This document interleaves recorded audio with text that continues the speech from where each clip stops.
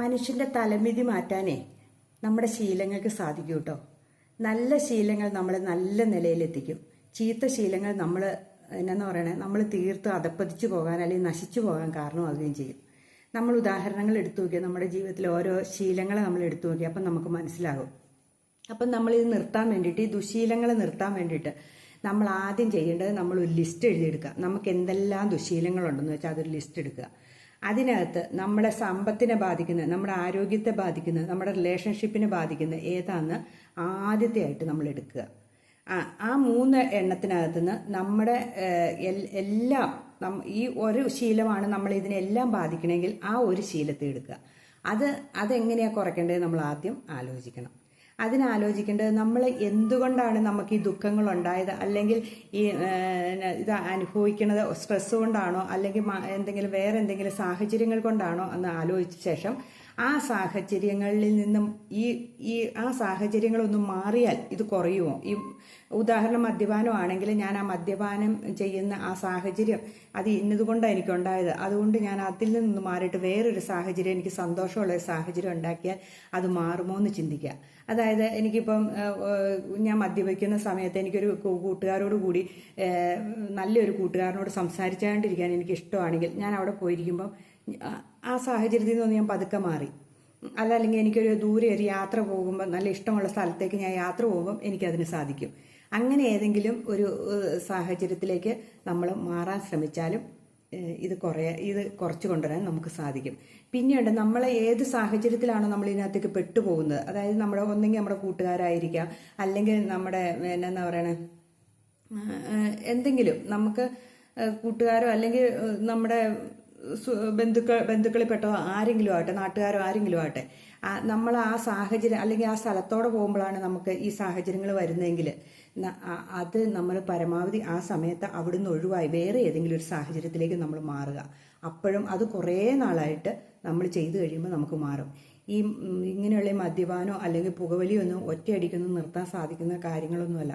അത് കുറേ നാളിങ്ങനെ ചെയ്താൽ മാത്രമേ, കണ്ടിന്യൂസ് ആയിട്ട് ട്രൈ ചെയ്താൽ മാത്രമേ അതൊക്കെ നിർത്തി നമുക്ക് നോർമലാകാൻ സാധിക്കുകയുള്ളൂ. അല്ലാണ്ട് ഒറ്റയടിക്ക് നിർത്തിയിട്ടുണ്ടെങ്കിൽ അതുപോലെ വിൽ പവർ ഉള്ളവരായിരിക്കണം ഒറ്റയടിക്ക് നിർത്തണമെങ്കിൽ. അല്ലാത്തവർക്ക് ഇത് സാധിക്കില്ല എന്നാണ് പറയുന്നത്. പിന്നെ അടുത്തതുള്ളത്, നമ്മൾ ആ സാഹചര്യം, നമുക്കൊരു കൂട്ടുകാരൻ ആ സാഹചര്യത്തിൽ നിന്നൊക്കെ മാറി നമ്മൾ നിന്ന് കഴിയുമ്പോൾ പിന്നീട് നമ്മൾ ചെയ്യേണ്ടത് എന്നാന്ന് വെച്ചിട്ടുണ്ടെങ്കിൽ, നമ്മൾ ഇങ്ങനെ പറയൂലേ, അടുത്ത ന്യൂ ഇയർ വരുമ്പോൾ ഞാൻ മദ്യപാനം നിർത്തും, അല്ലെങ്കിൽ പുകവലി നിർത്തും, അല്ലെങ്കിൽ ഞാൻ ചീത്ത കൂട്ടുകെട്ടുകൾ നിർത്തും എന്നൊക്കെ നമ്മൾ പറയാറുണ്ട്. പക്ഷെ അതൊന്നും നടപടിയില്ലാത്ത കാര്യമാണ്. നമ്മൾ ഈ നിമിഷം നിർത്തുക, ഈ നിമിഷം നമ്മുടെ മനസ്സിൽ ഉറപ്പിക്കുക. മറ്റതൊക്കെ വെറും നമ്മൾ കള്ളം പറയേണ്ടതാണ്. നമ്മൾ ഈ നിമിഷം നിർത്തിയാൽ നമ്മൾ രക്ഷപ്പെട്ടു. ഈ നിമിഷം നിർത്തിയിട്ട് അല്ലാണ്ട് ന്യൂ ഇയർ വരെ കാത്തിരിക്കേണ്ട കാര്യങ്ങളൊന്നുമില്ല. നമ്മൾ ഈ നിമിഷം നിർത്തി നമ്മുടെ മനസ്സിനെ പറഞ്ഞ് പാകപ്പെടുത്തുക. അതായത് എനിക്ക് മദ്യപാനം കൊണ്ട് അല്ലെങ്കിൽ പുകവലി കൊണ്ട് അല്ലെങ്കിൽ വേറെ എങ്ങനെ ദുശീലം കൊണ്ട് എനിക്ക് ഇന്നൊക്കെ ദോഷങ്ങളുണ്ടായി, അത് നിർത്തുവാണെങ്കിൽ എൻ്റെ ജീവിതത്തിൽ ഇന്നതൊക്കെ മെച്ചങ്ങളുണ്ടാകും, ഞാൻ ഇന്ന രീതിയിലൊക്കെ ആകും, ഇന്ന നിലയിലെത്താൻ സാധ്യതയുണ്ട് എന്നിങ്ങനെ ചിന്തിക്കുക. എന്തോരം കുടുംബങ്ങളെ ബാധിക്കുന്ന കാര്യമാണെന്നറിയാവോ ഈ മദ്യപാനം എന്ന് പറയുന്നത്. എന്തോരം പേര് ദുഃഖത്തിൽ കിടക്കുന്നവരുണ്ടെന്നോ മദ്യപാനം കൊണ്ട്. അപ്പോൾ അതിനെ നിയന്ത്രിക്കുന്നത് നല്ലതാണ്. പിന്നെ ഈ ദുശീലങ്ങൾ എന്ന് പറയുന്നത് ഇത് 3ഒന്നും അല്ല കേട്ടോ. ഈ പരദൂഷണം പറയണതും മറ്റുള്ള കുശുമ്പ്, അസൂയ, ഇതെല്ലാം പറയും. പിന്നെ എന്നാ പറയണേ, മറ്റൊരാളെ മോശമായിട്ട് പറഞ്ഞുകൊണ്ട് നടക്കണതും, ഒരാളെ കാങ്കൽ അയാളെ കുറ്റപ്പെടുത്തുന്നതും, അടിയുണ്ടാക്കുന്നതും വഴക്കുണ്ടാക്കുന്നതും ഒക്കെ പെടും ഇതിനകത്ത്. അപ്പം പിന്നെ ഒത്തിരി ഉറങ്ങുന്നവർ 12 മണി 11 മണി വരെ പകൽ കിടന്ന് ഉറങ്ങുന്നവരൊക്കെ ഉണ്ട്. അപ്പോൾ അവരൊക്കെ തീരുമാനിക്കുക, ഞാൻ ഒരു ദിവസം ഇനി 10 മണിയാകുമ്പോൾ എണീറ്റ് വരുമെന്ന് തീരുമാനിക്കുക, അടുത്ത ദിവസം 9 മണിക്ക് എണീക്കുമെന്ന് വരിക തീരുമാനിക്കുക. ഏത് സമയത്താണ് എണീക്കാൻ ആഗ്രഹിക്കുന്നത് വെച്ചാൽ ആ സമയത്തിലേക്ക് അവർ ആ സമയത്തെ ക്രമീകരിച്ച് കൊണ്ടുവരിക. അങ്ങനെ കുറേശ്ശെ കൊണ്ടുവരുമ്പം അതിൽ നിന്ന് നമുക്ക് രക്ഷപ്പെടാൻ സാധിക്കും. കുറേ ദിവസങ്ങൾ കൊണ്ടേ സാധിക്കുള്ളൂ അങ്ങനെ കൊണ്ടുവരിക.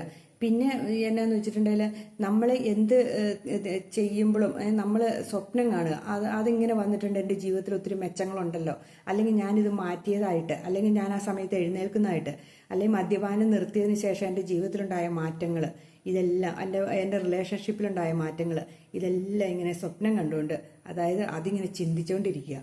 അപ്പോൾ തന്നെ നമുക്ക് ചെയ്യാനുള്ള മനസ്സ്, അത് മദ്യപിക്കണം എന്നുള്ള ചിന്തയിൽ നിന്ന് നമ്മൾ ഒഴിവായിപ്പോരും.